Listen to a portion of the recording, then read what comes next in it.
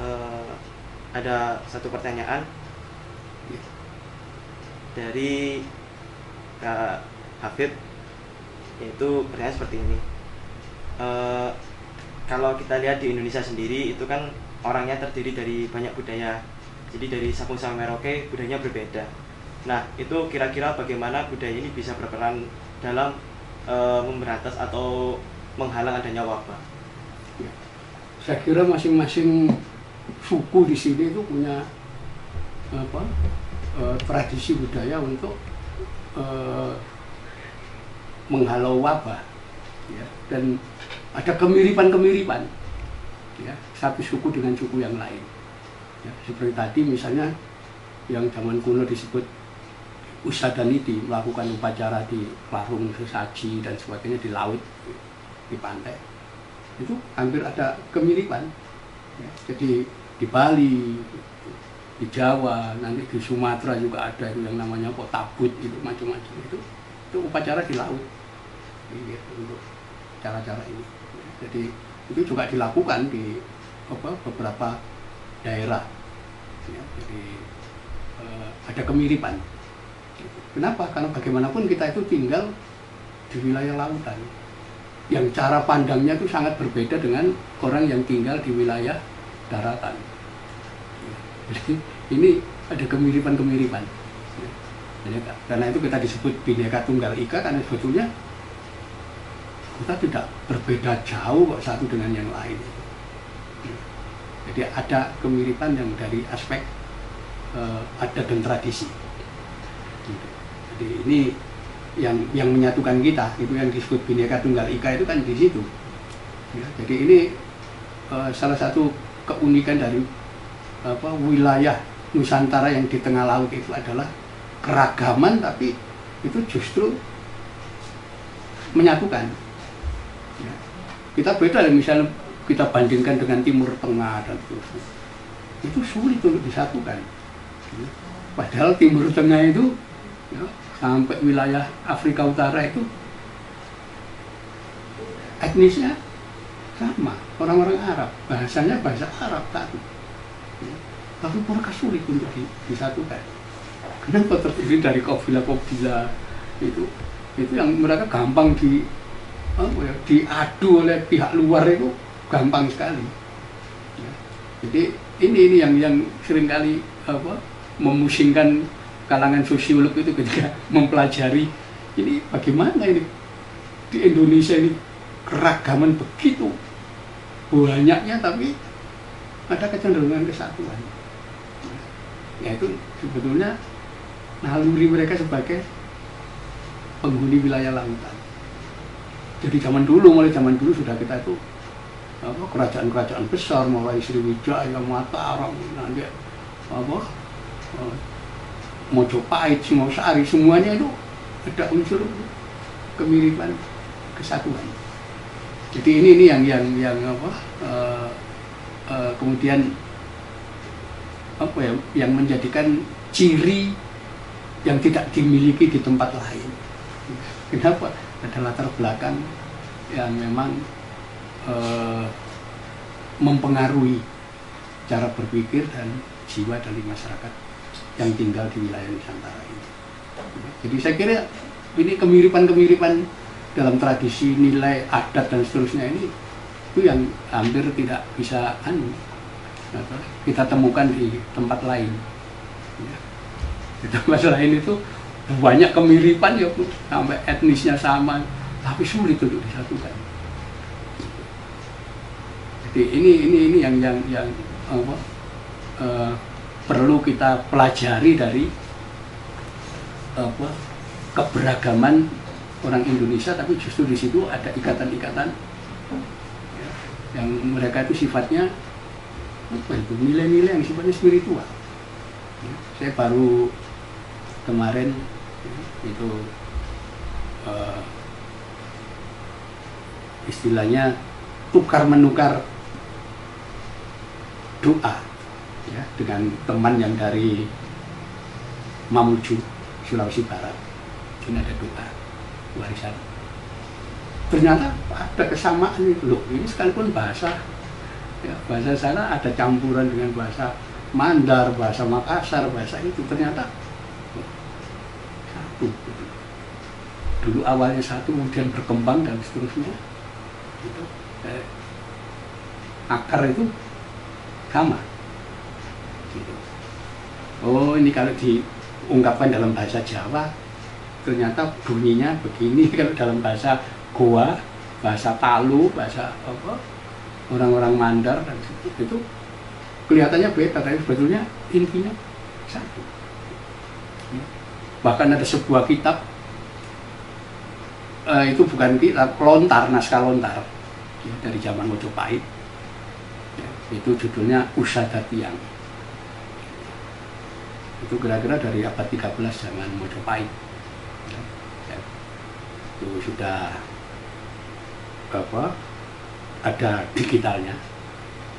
Nah, di situ kalau mengatasi orang sakit itu ada mantra-mantra ya, jadi mantra-mantra, termasuk mantra untuk wabah. Itu mantra itu bahasa Jawa kuno ya, tetapi pada akhir ya, mantra itu ada kalimat yang orang dulu juga gak ngerti artinya ya. Tapi kalau kita baca sekarang dari mantra Jawa kuno diakhiri dengan kata-kata wa bi barokati la ilaha illallah Muhammad Rasulullah. Ini kita zaman Mojopahit itu, naskah lontar. Selipan seperti itu. Jadi rupanya udah lama sebetulnya Islam itu ada di sini, tapi tidak menunjukkan eksistensi. Ya. Termasuk ketika kita belakangan tahu, loh ternyata raja-raja Islam yang awal itu justru di Lumajang. Sementara dulu pelajaran sejarah sekolah, Demak itu Islam pertama, Lumajang ini yang pertama. Ya. Nah itu seringkali kita harus meluruskan yang begini-begini ini. Ya. Jadi ada pengaruh, saling mempengaruhi. Jadi doa-doa itu. Begitu juga doa yang saya berikan teman yang di apa, Mamuju Sulawesi Barat itu juga diakhiri dengan kata-kata bi barokah la ilaha illallah. Itu padahal bahasa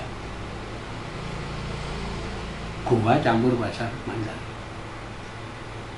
Jadi ada kemiripan-kemiripan. Jadi saya kira begitu ya. Jadi ada itu pembacaan apa, ngatasi wabah itu selalu menyebut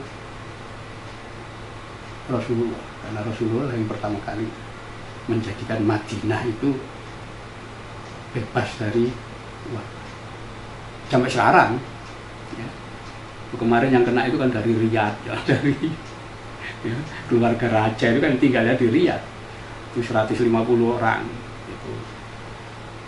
Ya, itu kena ya, Madinah enggak ya, dan ini kita lihat juga keyakinan orang-orang di Amerika ya, sebagai tokoh-tokoh ya, di Amerika, terutama orang-orang Yahudi,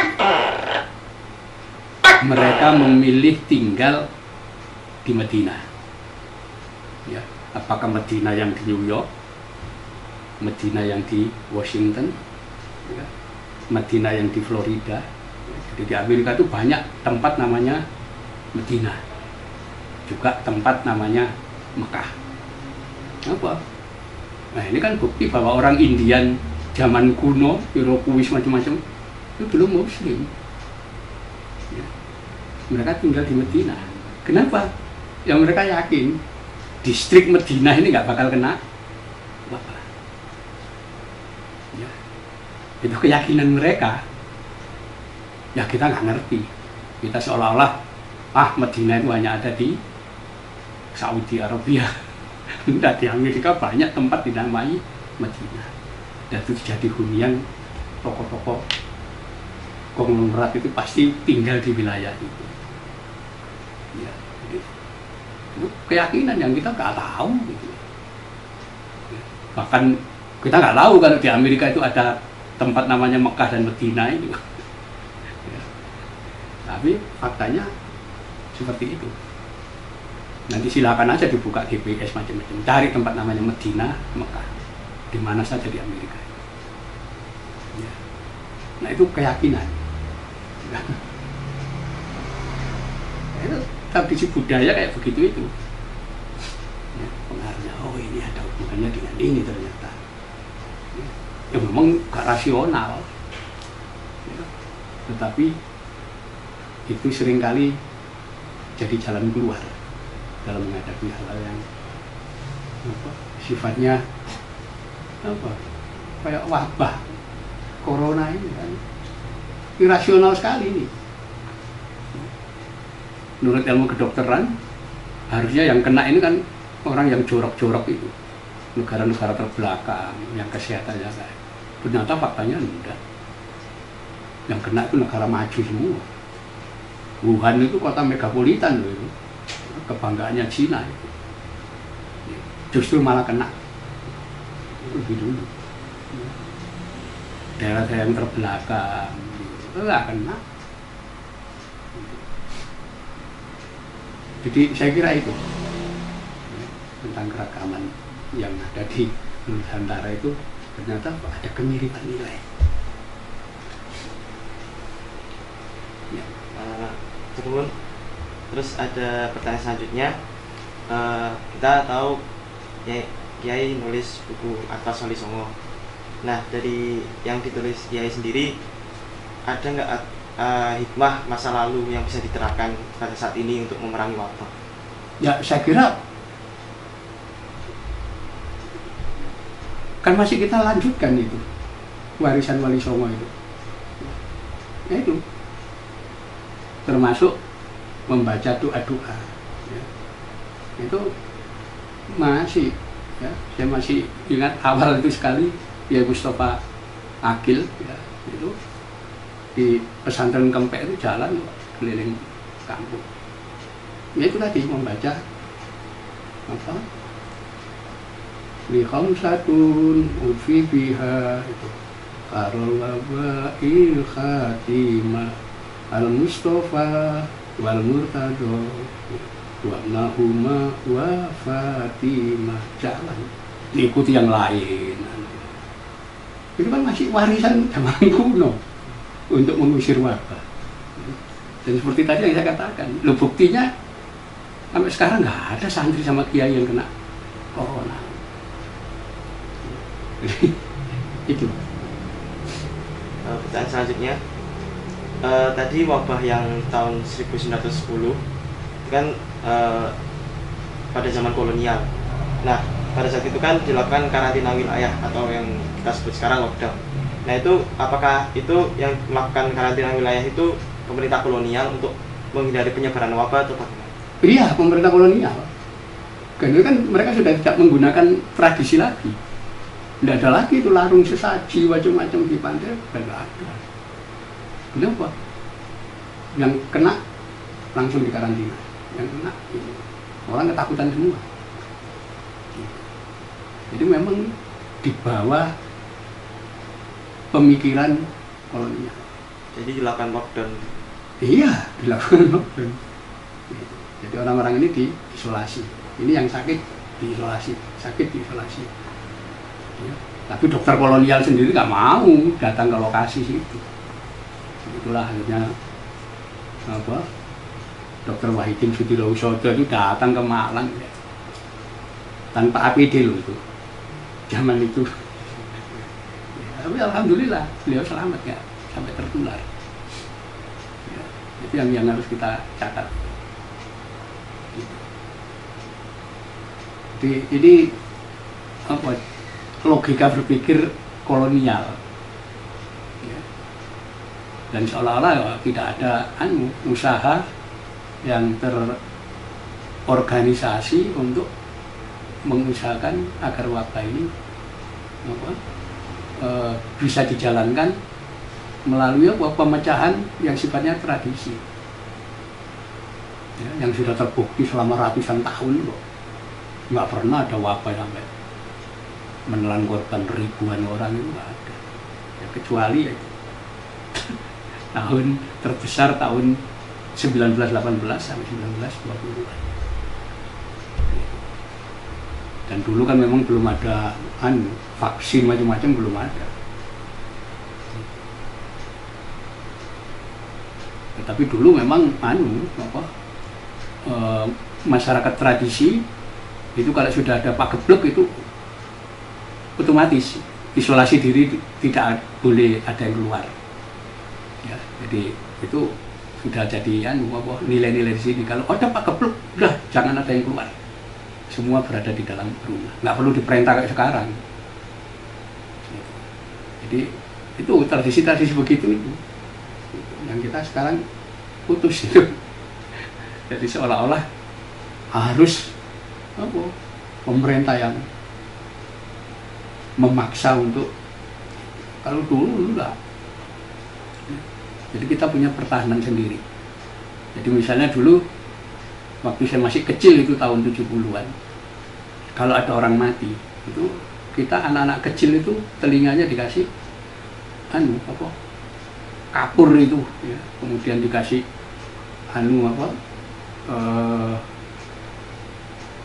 kunyit ya, dan sebagainya itu. Kenapa? Untuk menolak pengaruh kemungkinan kalau ada yang hal tidak baik, virus atau apa dari orang yang mati itu jangan sampai kena ke anak-anak. Jadi sebabnya orang-orang kalau dari kuburan atau dari tempat mana itu wajib mencuci kaki, tangan ya, dan kemudian mandi. Apalagi setelah ngantar orang dari pemakaman, itu tradisi kita, kamu wajib mandi. Nah itulah zaman modern itu hilang, itu nggak ada. Padahal zaman dulu harus. Zaman dulu tiap rumah itu kalau kita lihat konstruksi zaman dulu, tiap rumah itu di depan rumah pasti ada gentong. Ya, jadi orang mau masuk rumah itu harus cuci tangan dulu. Nah, itulah yang zaman modern malah hilang. Sekarang dipaksa lagi harus ya, cuci tangan, cucian. Nah itu. Jadi sudah lama sebetulnya kita punya tradisi ya untuk menolak wabah penyakit penularan macam-macam. Sudah lama kita punya. Cuman itu pelan-pelan ditinggal karena apa? Ya cara berpikir modern hanya menggantungkan pada rasionalitas saja. Saya kira itu. Jadi zaman dulu itu orang-orang sudah paham sekali. Kebiasaan-kebiasaan zaman dulu itu berubah. Nah ini yang perlu kita kembalikan. Jadi, misalnya kebiasaan orang zaman dulu itu kalau makan tidak boleh makan dalam keadaan hangat atau panas. Zaman dulu kayak begitu. Itu sebabnya dulu di Jawa itu ada alat namanya iyan. Iyan itu terdiri dari anyaman bambu. Itu kalau orang habis menanak nasi itu mateng, itu dilempar ke iyan. Nah, di situ dikipasi sampai dingin, baru nanti dimakan. Sekarang itu berubah, makan harus panas. Kenapa? Nah, itu ada magic jar. Makanya itu. Wah, kita gak karu-karuan sekarang. Ya. Namanya soto itu sudah panas, nasi panas. Akhirnya campur jadi bubur soto. Rasanya gak karu-karuan. Ya. Padahal dulu gak boleh. Jadi tidak boleh makan panas atau hangat, semua dalam bentuk dingin. Ya memang begitu tradisi kita. Tapi karena tuntutan kehidupan modern dengan pengaruh ya, yang datang ini berubah semua. Akhirnya di situ makanan instan, instan. Itu seolah jadi konsumsi kita sehari-hari. Dulu padahal jarang, tidak boleh orang makan-makan begitu itu. Ya, ini perubahan-perubahan ini membawa pengaruh yang luar biasa. Ya. Karena itu saya berharap nanti warga Nahdien ini ya, itu mulai melihat lagi tradisi-tradisi warisan zaman dulu. Ya. Dan untuk apa? Diterapkan lagi zaman sekarang. Kenapa? Ya buktinya sekarang malah kudu diperintah sama pemerintah. Ya. Harus mencuci tangan, harus ini. Padahal dulu udah tradisi. Jadi kebiasaan-kebiasaan orang zaman dulu itu luar biasa sebetulnya untuk kehidupan ini. Ya semua kemudian berubah sesuai dengan logika pemikiran modern. Yang sebetulnya ilmu-ilmu modern itu malah ilmu sifatnya spekulatif yang selalu berubah setiap saat. Saya kira itu yang ada pertanyaan lagi. Ini kan ada pertanyaan bagaimana tanggapan Kiai Agus dengan isu wabah ini itu pertanda Sabdo Palon lagi janji. Sabdo Palon itu tokoh fiksi, nggak ada dalam fakta itu. Itu kan dongeng zaman kolonial. Ya. Itu udah bikinan orang-orang Freemason itu. Ya, abad 18 itu. Jadi nggak ada itu. Ya, termasuk Jongko Joyoboyo, itu bikinan baru. Kenapa disebut Jongko Joyoboyo? Ya Jongko. Ya, kita tahu Jongko itu simbolnya siapa itu. Nggak ada. Dalam naskah-naskah kuno itu nggak ada. Jadi banyak naskah-naskah baru sebetulnya itu bikinan Freemason. Ya. Teosofi, jaringan itu semua yang bikin. Nggak ada tokoh Sabdo Palon itu. Tokoh fiksi yang baru dimunculkan sengaja untuk merusak Islam di Nusantara, khususnya di Jawa. Nggak ada itu lagu janji Sabdo Palon, nggak ada. Baca itu naskah-naskah kuno itu. Nggak ada tokoh itu. Itu baru muncul ya pasca perang Diponegoro nanti. Bisa itu. Nanti muncul Babat Doho, Babat Kediri, ya. Kemudian apa? Termasuk Pararaton, Kidung Sunda itu naskah baru semua. Ya. Yang sebagian besar tidak ada dalam fakta itu. Ya. Kita jangan sampai terjebak dan terperangkap ke dalam isu-isu begini ini. Karena memang tujuannya memang ya nggak bagus memang. Kira-kira itu. Ada pertanyaan lagi. Lihat keadaan sekarang yang bukan hanya wabah, tapi juga tindak kriminal yang gimana. Jadi bagaimana saran atau petunjuk dari Yai, apa yang kita lakukan biar kita itu bisa terhindar? Nah ini kita logika kita itu sudah diputer-puter gak masuk akal. Ya, jadi di situ. Jadi misalnya dalam kondisi wabah seperti ini, itu tiba-tiba ada kebijakan narapidana dilepas. Itu di negara manapun nggak ada itu. Logika apa ini? Akhirnya napi. Begitu mereka keluar nggak ada kerjaan, mereka harus hidup. Ya melakukan tindak kriminal lagi. Akhirnya nggak terkaruan.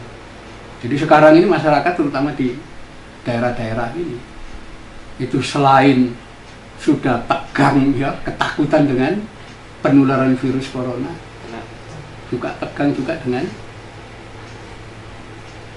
kriminalitas yang diciptakan 30.000 orang itu nggak sedikit itu. Mereka melakukan itu. Berita-berita kan sudah kelihatan yang ditangkap itu ternyata loh ini baru dilepas tadi. Ternyata melakukan tindak kriminal. Dan jangan lupa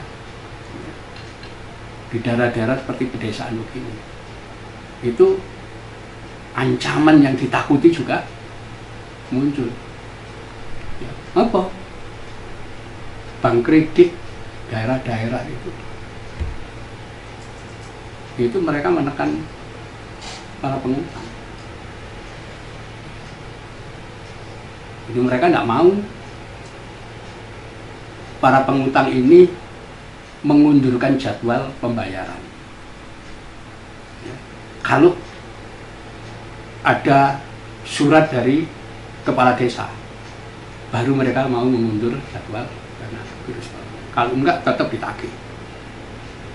Jadi debt collector ini juga menakutkan bagi penduduk desa. Ya. Jadi ini yang kita lihat, kenapa? Loh, kita tinggal di desa, masalah-masalah itu tahu. Jadi seolah-olah kita bertubi-tubi itu, ancaman itu ada. Ya. Selain virus corona, kriminalitas, juga debt collector. Nanti akan ada tambah apa lagi ini. Jadi masyarakat kita tertekan seolah-olah ada perlindungan ini dari pemerintah. Belum lagi nanti Poso itu dimunculkan lagi. Kantor polisi diserang. Kemudian mengancam penduduk untuk di tengah corona ini. Jadi makin nggak karuan ini. Saya kira harus ada tindakan tegas itu dari pemerintah ya, dalam rangka untuk melindungi masyarakat. Ya, dapat itu kiriman itu loh. Polisi di kantor polisi diserang. Ketika dibalik diburu, ada yang tertembak 2 meninggal. Itu ketika pemakaman itu diperlakukan seperti pahlawan mereka. Ini gimana ini? Ini kan ya dasar-dasar kebangsaan kita dalam bernegara kan harus dipertanyakan lagi kalau sudah seperti itu. Mereka dengan bangga mengibarkan bendera ISIS dan mengancam-ngancam penduduk untuk dieksekusi, dan kemudian apa? Dipamerkan bagaimana mereka menyembelih korban itu. Ini apa ini? Jadi kita itu bertubi-tubi nih saat ini.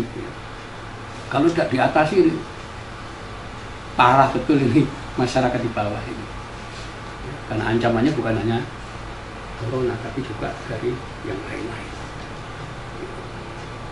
Ya kita. Pertanyaan selanjutnya, apa ada resep pengobatan khusus versi Kali Mahahusada? Resep pengobatan terhadap ini mungkin wabah corona versi Kali Mahahusada. Belum tahu ya. Pengobatan Kali Mahahusada itu tidak tahu.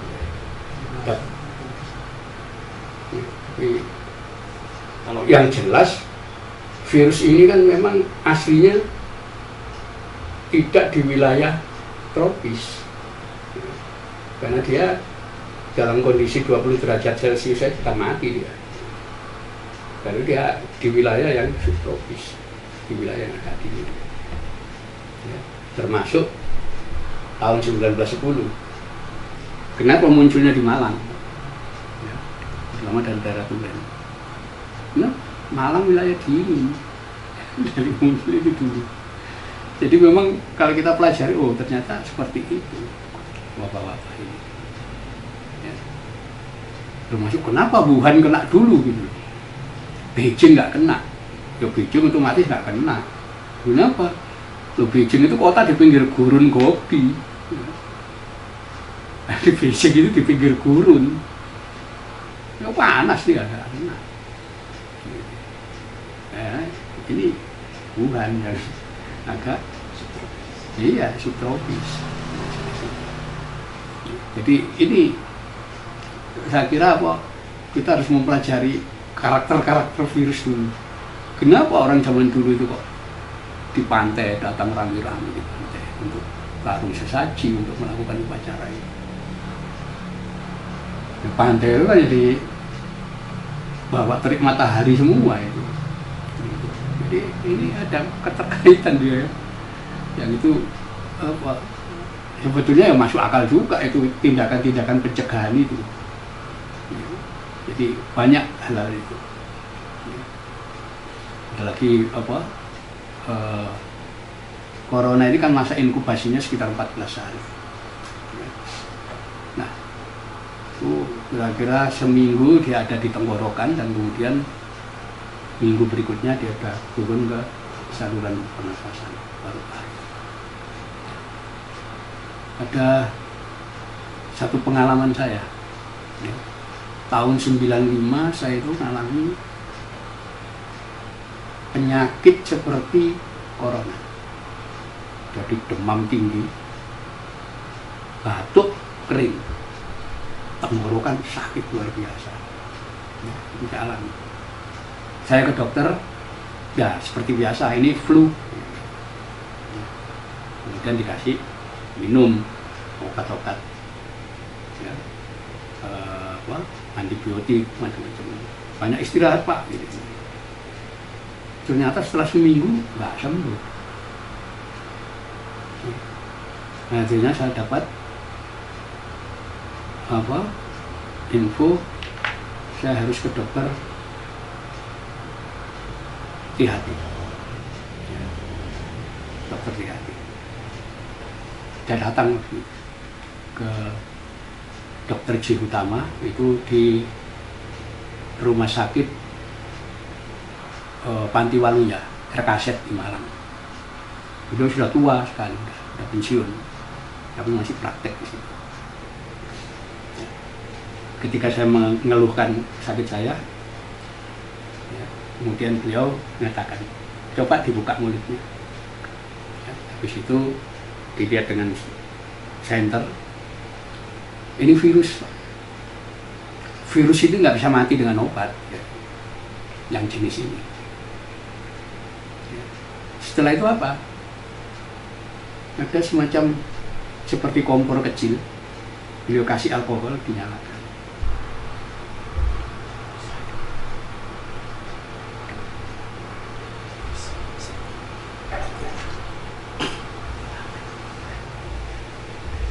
Mungkin dari audiens yang ada di sini ada pertanyaan.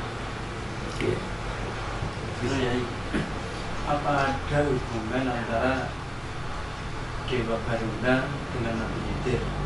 Atau katakanlah orang Jawa dulu mengatakan penguasa lautan itu Dewa Baruna. Kalau orang Islam kan Nabi Khidir. Apa ada sinkronisasi antara Dewa Baruna dengan Nabi Khidir itu? Iya. Jadi tokoh Baruna ini ya hidup kira-kira berapa ribu tahun sebelum Masehi.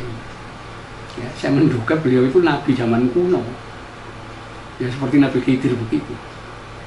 Kenapa saya katakan beliau itu seperti nabi zaman kuno? Karena beliau itu manusia, punya keturunan. Ya, dan keturunannya itu nanti melahirkan beberapa orang raja di Nusantara. Ya. Itu lepas bahwa Baruna itu di India sana diyakini sebagai dewa, ya, bukan manusia.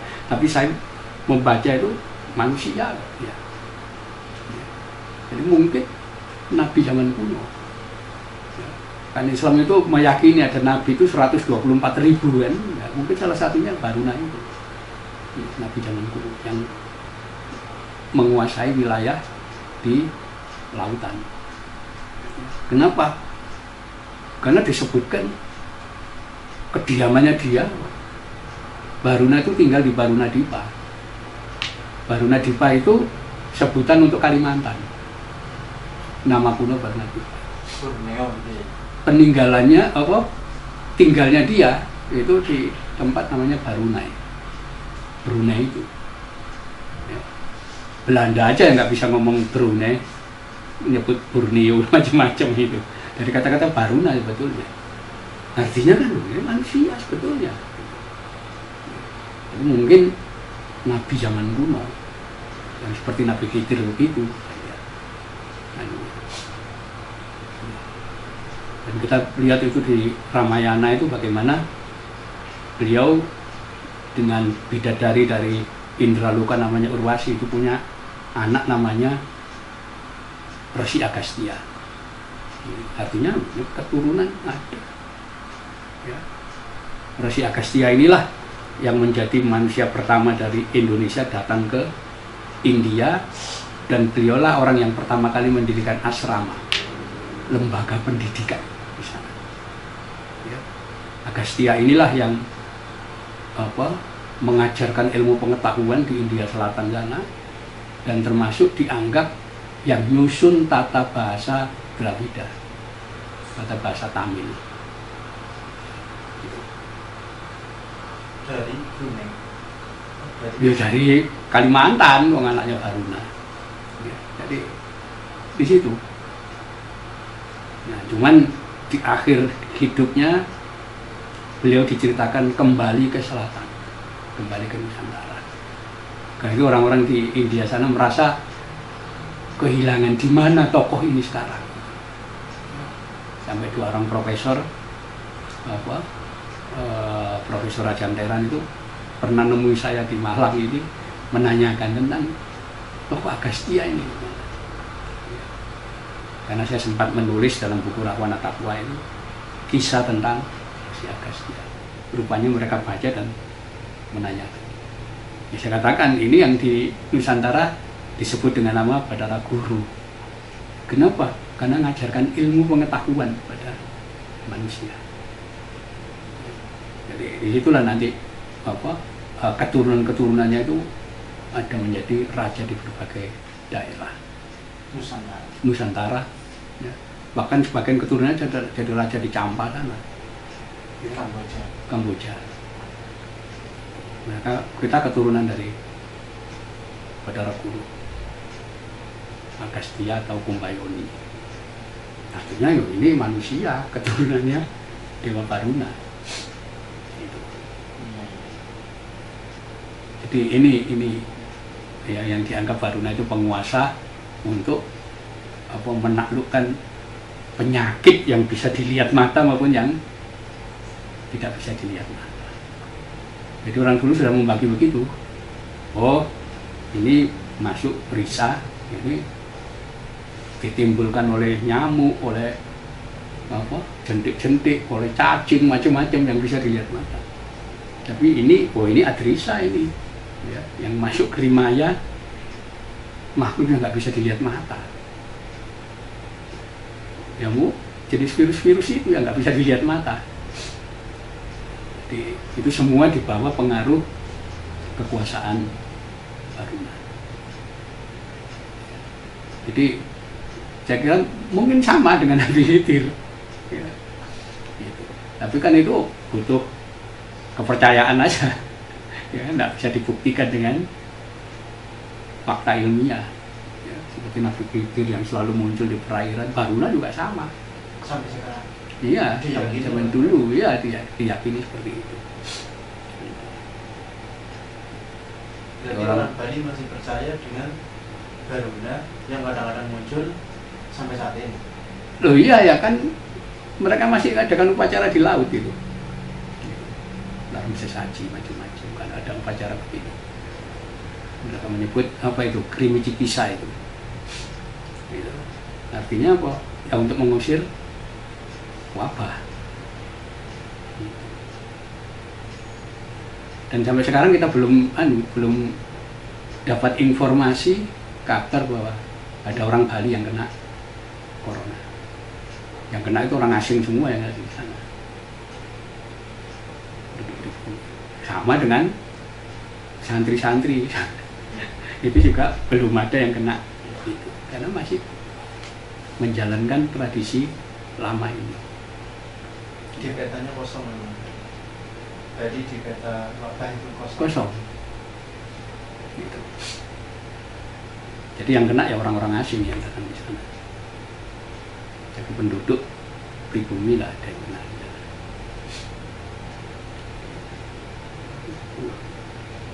Ada pertanyaan lagi, ini sekarang kan bukan cuma wabah yang kita perangi, juga banyak, jadi kan kriminalitas ada. Kemudian sekarang juga gunung-gunung di Indonesia sudah menunjukkan keaktifannya. Nah ini apa ini ada kaitannya? Ya saya kira semua peristiwa itu saling kait mengait. Ya. Jadi kalau kita lihat dari sejarah manusia-manusia zaman kuno. Ini kan seperti mengulang orang-orang zaman kuno dulu. Ya. Jadi zaman dulu kekuasaan Raja Namrud itu, waduh, kekuasaan yang luar biasa itu. Ya. Bikin menara tinggi-tinggi, teknologinya juga luar biasa. Konflik dengan Nabi Ibrahim. Ya. Arogansinya seperti itu. Bakar Nabi Ibrahim macam-macam. Sampai kemudian Nabi Ibrahim dapat perintah untuk pergi dari kota Ur. Kota Ur itu kota di sebelah selatannya Baghdad. Itu kota purba, kota zaman kuno. Nabi Ibrahim dengan keponakannya Nabi Lut itu pergi meninggalkan kota Ur. Itulah beliau berjalan sampai ke wilayah Mekah di Jazirah Arab. Jadi aslinya Nabi Ibrahim itu orang di Irak sana, orang yang dari bangsa berperadaban besar, Namrud. Kekuasaan dan kebesaran Namrud itu yang dia banggakan. Akhirnya apa? Hancur karena apa? Lalat tuh. Itu dalam cerita kan begitu, didatangi lalat juta-jutaan, itu apa? Akhirnya Namrud sendiri hidungnya kemasukan lalat. Nah, gimana raja besar kalah dengan lalat? Ya, arogansi manusia ditunjukkan dengan kekalahan yang memalukan oleh lalat. Ya. Fir'aun luar biasa, Fir'aun itu. Mana ada yang menguasai?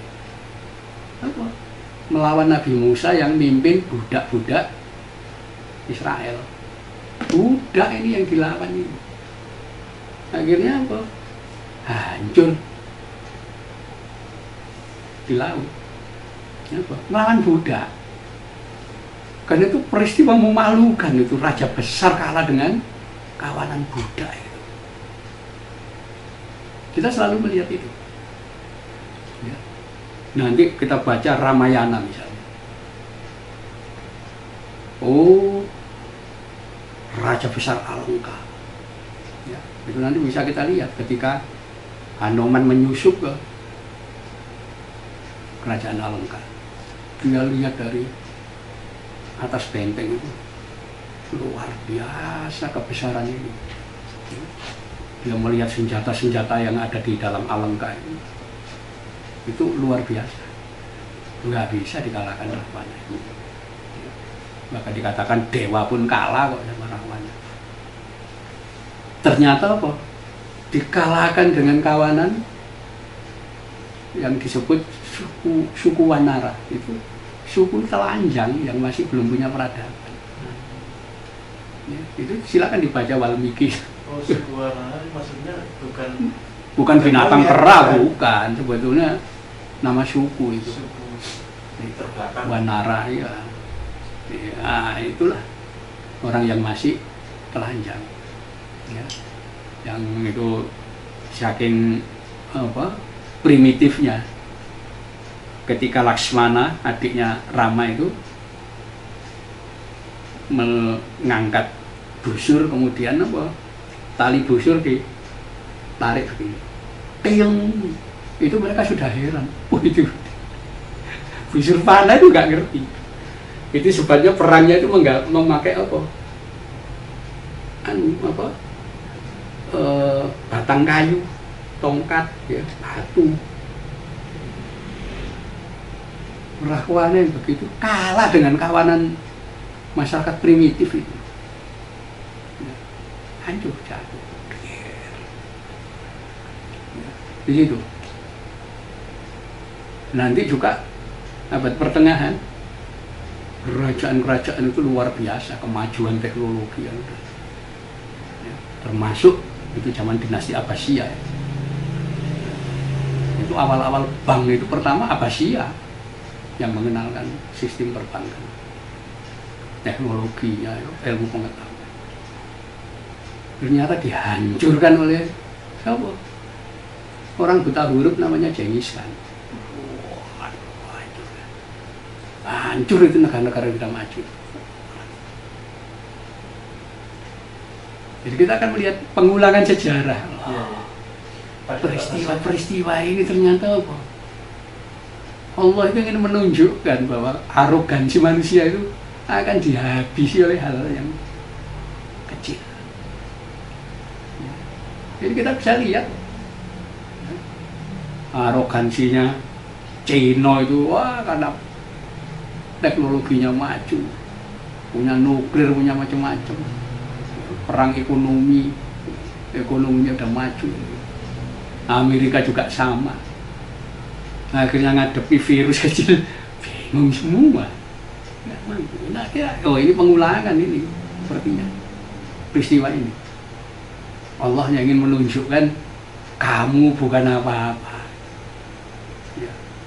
Arogansimu yang kamu tunjukkan dengan kekuasaan bukan apa. Ya. Bayangkan kapal induk Amerika itu, pasukannya di dalam kapal induk kena corona, mau ngelawan siapa dia? Ya. Jadi ini fakta gitu. Kita lihat, oh, negara-negara itu gak mampu ngadepi ini. Ya. Dan lalu kita lihat kenapa negara Bangladesh nggak maju itu nggak kena. Somalia, Uganda, negara Zimbabwe yang under standar lah, itu nggak ada yang kena. Ini artinya apa? Kita bisa melihat Allah mengulangi lagi ini peristiwa-peristiwa masa lampau untuk apa? Menunjukkan arogansi manusia, tidak ada apa-apa. Kalau kita bangga dengan teknologi tinggi macam-macam, buktinya dengan makhluk yang namanya virus nggak berdaya.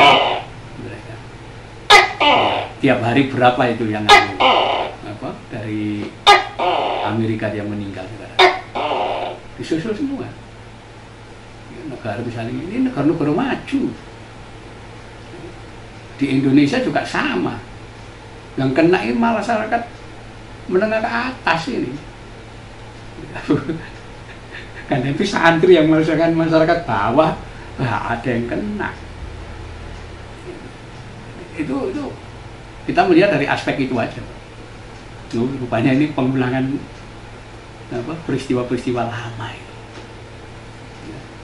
Untuk menunjukkan bahwa arogansi manusia itu gak ada apa-apanya. Ya. Ini betul ini. Selama orang masih tetap menunjukkan kekuasaannya untuk ini, wah habis mereka. Saya membacanya dari situ. Ini pengulangan-pengulangan yang sebetulnya sudah berulang-ulang terjadi atas manusia. Bagi orang yang menganggap dirinya luar biasa, penguasa yang menentukan apa, nggak berdaya dengan makhluk kecil namanya virus. Ya, itu. Ya. Karena saya yakin begitu, saya yakin virus itu bisa lihat siapa yang dia datangi, siapa yang enggak. Kayak itu secara logika kan harusnya yang menengah ke bawah ini yang kena. Ternyata tidak. Dan saya yakin ini pengulangan lama zaman dulu yang diwujudkan dalam bentuk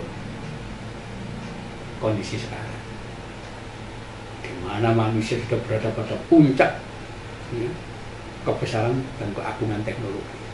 Mereka yakin ya, sampai ada yang menjelaskan ini agama baru, agama teknologi. Nanti kita bisa baca di bukunya Noah Yuval Harari ya, tentang Homo Deus macam-macam. Itu agama ini lagi muncul, agama baru, agama teknologi. Ya, di mana kematian bisa dikalahkan dengan ditemukannya obat-obat baru yang memperpanjang manusia dan seterusnya. Jadi agama lama, agama kuno itu udah akan ditinggalkan. Itu fenomena-fenomena berkembang yang belakangan ini muncul itu. Nah, akhirnya dengan virus begini nggak berdaya kok mereka. Teknologi apa yang mau mereka pamerkan itu, yang mereka banggakan itu? Jadi di situ. Jadi sekarang orang yang merasa modern itu menganggap agama-agama lama itu sudah waktunya kita tinggalkan. Kenapa? Agama baru, ya. Agama akal budi, agama yang mereka sebut agama teknologi. Ya, teknologi. Jadi mereka menganggap surga neraka itu dongeng aja, ya. Tidak ada dalam fakta. Dan mereka menjanjikan ini nanti kalian bisa hidup abadi macam-macam dengan teknologi modern. Sekarang ditunjukkan dengan kasus corona ini, nggak bisa apa-apa. Ini fakta. Saya kira gitu.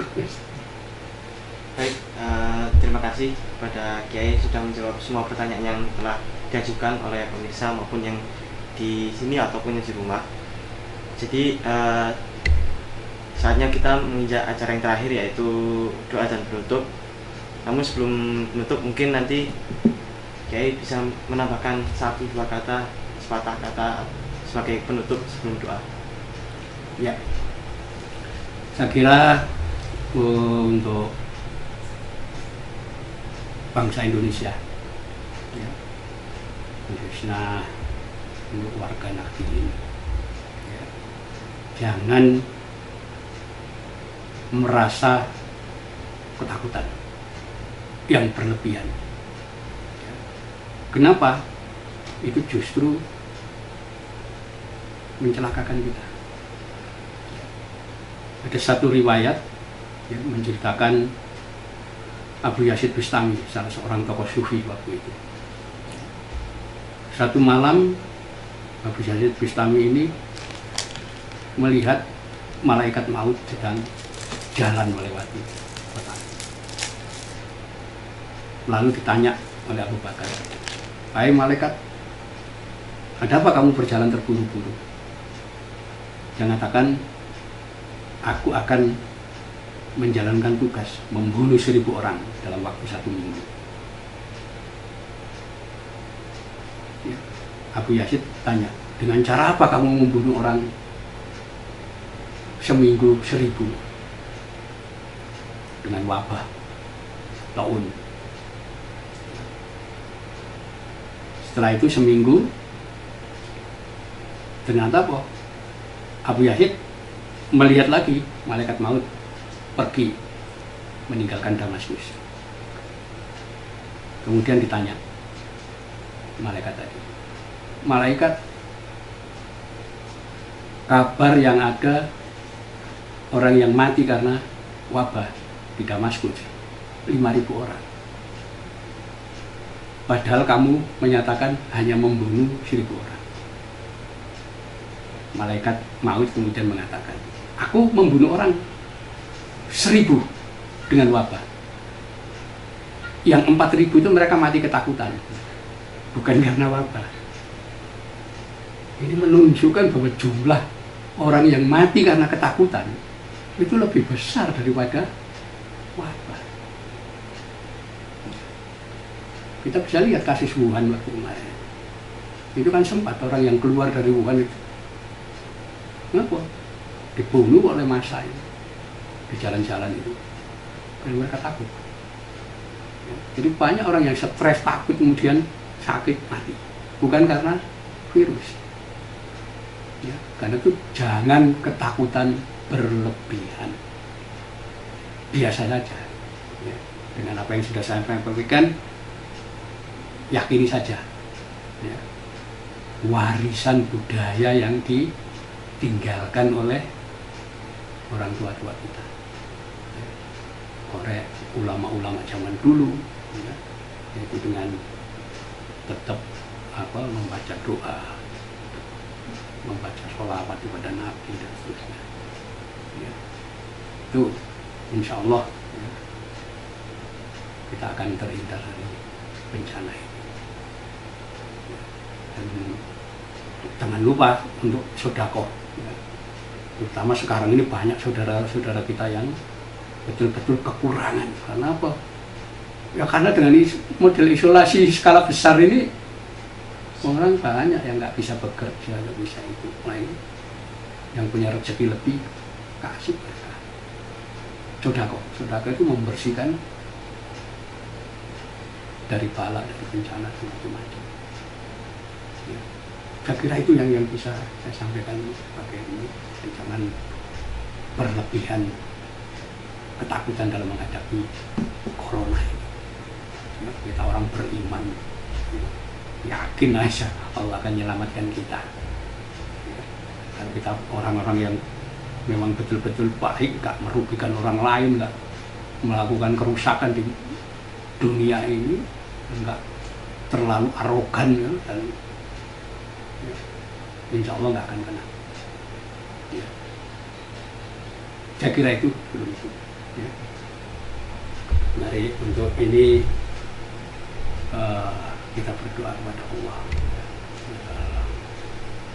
Allah menjauhkan kita dari segala hal yang menurut, baik di dunia maupun di akhirat, baik di bumi maupun di langit atau di antara keduanya. Bismillahirrahmanirrahim. Allahumma sholli wa sallim ala sayyidina wa ala Muhammadin wa alihi washabihi wa sallam. Bismillahirrahmanirrahim. La yadurru ma'a ismihi syai'un fil ardi wa la fis samaa'i wa huwas samiul 'aliim. Bismillahirrahmanirrahim. La yadurru ma'a ismihi syai'un fil ardi wa la fis samaa'i wa huwas samiul 'aliim. Bismillahirrahmanirrahim. La yadurru ma'a ismihi syai'un fil ardi wa la fis samaa'i wa huwas samiul 'aliim. Allahumma inna nas'aluka salamatan fid din wa afiyatan fil jasadi wa ziyadatan fil ilmi wa barakatan fil rizqi wa taubatan qabla al-maut wa maghfiratan ba'da al-maut. Allahumma amin alaina bisaqaratin wa najatan minan nar wa afal inda hisab. Rabbana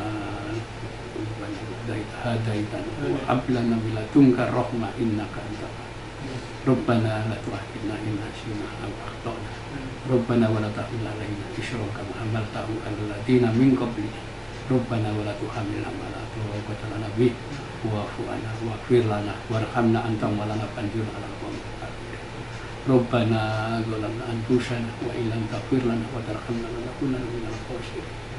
Rabbana atina fid dunya hasanah wa fil akhirati hasanah wa qina adzabannar wa adkhilna jannatal ma'amur ya Allah. Wassallallahu ala sayyidina Muhammadin wa alihi wasallam. Alhamdulillahi rabbil alamin. Al-Fatihah. Bismillahirrahmanirrahim. Alhamdulillah. Iyyaka na'budu wa iyyaka nasta'in.